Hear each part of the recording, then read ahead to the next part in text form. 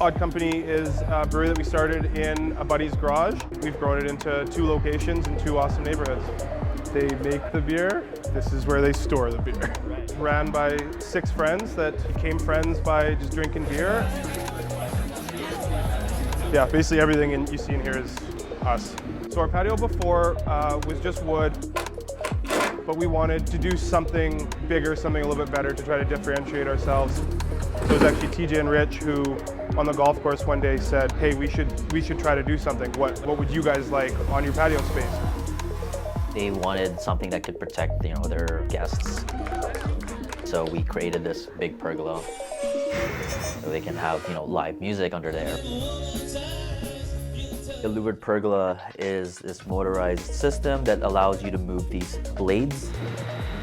So you can control how much light you'd like to let in. It can also allow you to be protected from any other elements such as rain or snow. This is such a huge product. I love just getting my hands on.